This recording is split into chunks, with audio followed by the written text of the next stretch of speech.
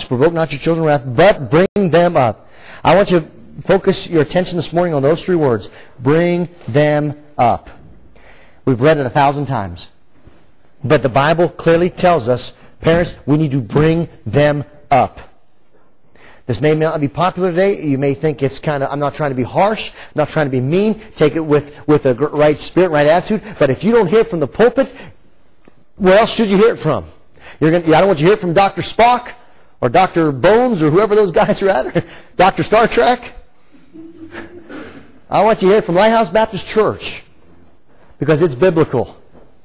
Bring them up. It is my responsibility to bring up my kids. It is your responsibility to bring up your kids. And it is their responsibility to bring up their kids. No one's exempt. But there's an attitude today about people's own kids. They don't accept responsibility. In fact, here's what you hear a lot of times. My kids are a hassle. They're out of control. And they're always cutting into my personal time. I don't even like bringing them to church. In fact, I wish we had a children's church here so I could dump them off on someone else for an hour. You know why we don't have a children's church here? You know why? Because it's your responsibility. You have a responsibility with your children. Now I understand there's folks they're new, there's folks that come and sometimes I go at least 15, 20 minutes, and it's hard to sit in things, and you need some assistance. That's no problem.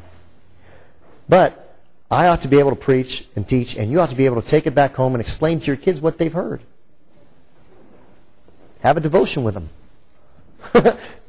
Take the time to explain to them. This is what always got me, and I know I'm getting off point here, but this is what always got me about the children's church philosophy, is that you get them in and they play. And they draw and they color and they have a great time and all that stuff, but where's the transition?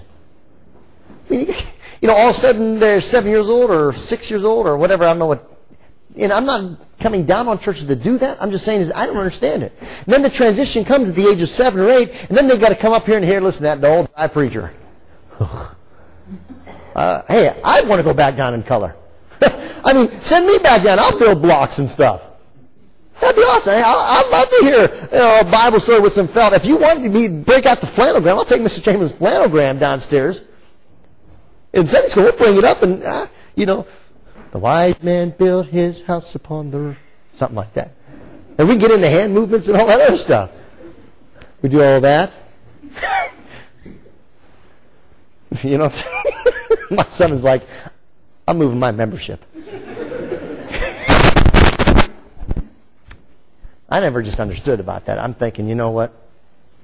The preacher ought to be respected. At least the office of the pastor ought to be respected. And if we're going to teach that to our children, it ought to be at an early age. So, bear with me. That's why we don't have it. But some people don't want to deal with their kids. Some people say in their attitude, can't I just drop them off on Wednesday night in some church activity so that I can have a break? We've had people drop their kids off on our King's Kids time, and they're not here. I mean, they stopped to drop the kids off, and they left. I'm like, come on back. You're out there running. Come back. We're having Bible study. We're having preaching and prayer meeting. Come back. No, we'll be back in an hour or so. And if we're not back, just leave little Billy standing out there. I'll pick him up sooner or later. When the Bible says bring them up, the Bible does not mean avoid your God-given responsibility. The Bible means accept your God-given responsibility. That's what it means. What is it? How can we bring them up? What do we need to provide for our kids? 3 things, and I'm done. We'll go downstairs and eat, have a good time, and work on some flannel graph. 3 things. 3 points here this morning. Number 1, bring them up. Bring them up by providing for their physical needs. We have a responsibility as parents to bring up our children in the nurture and admonition of the Lord by providing for their physical needs. In fact, God intends that children's physical needs are to be met within the home. Let me take you to 1 Timothy chapter 5 to show you this. 1 Timothy chapter 5. God intends that children's physical needs are to be met within the home. 1 Timothy 5 and verse 8.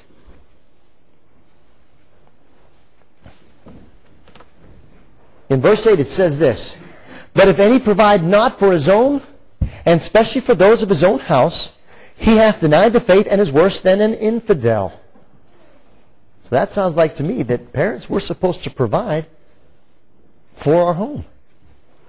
Men, if any provide not for his own, and especially for those of his own house, he hath denied the faith and is worse than an infidel. God intends that children's physical needs are to be met within the home. Now, kids, please understand this, what I'm about to say. As long as you live within the confines of your loving parents' home, as long as you live under their roof, do you know that your privacy of your personal things are up to the discretion of your parents? I'll say this one more time, just in case there's anybody who's attention deficit out here this morning. Just in case, like I was. Kids, your personal privacy of your things is dependent upon and at the discretion of your parents. Well, I buy my own things. It's none of their business. Oh, yeah? Oh, no. No. You understand, their duty from God is to protect you and to provide for you, even in your physical needs. You could be getting something that is not good for you. You could be making wrong choices. And you know what? There's nothing in the home that ought not to be looked at. Secrets?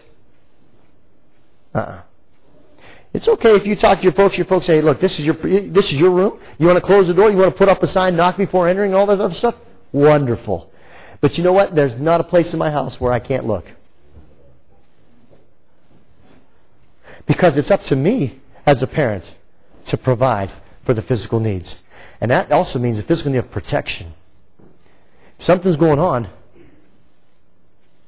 that means I can check text messages. I can check emails.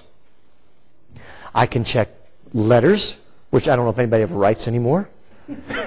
I can check schoolwork. I can check anything. Not because I'm mean, and not because I want to, I'm mean. Not because I'm mean, it's because your parents care about you, and they want to see you do right, and they want to help you. Parents, it's up to us to provide for our children's physical needs. When you're out on your own, when you move out and you get your own place and you're doing your own thing, I pray that what you've learned inside the home and what you learned at Lighthouse Baptist Church carries along with.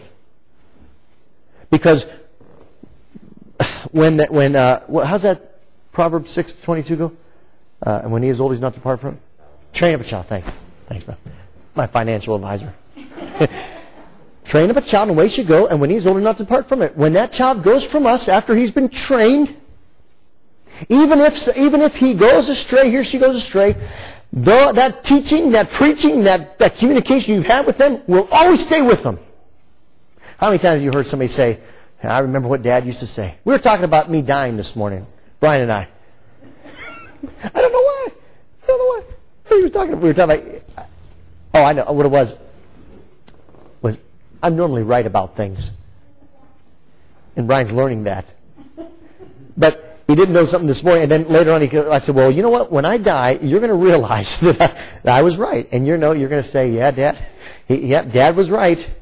And you'll have to wait to heaven to let me know how right I was. What's that? Or is that after you hit me with that towel and you put that mark on my back and then I hit you? Okay, we'll talk about that later. But many times our kids say, you know what I heard when I was a child was right. Or Dad was right, Mom was right. So kids, don't get alarmed. Don't feel like your privacy is being violated. Don't feel like any of those things. It's up to you. That your parents are just doing what God tells them to do. Parents, we need to do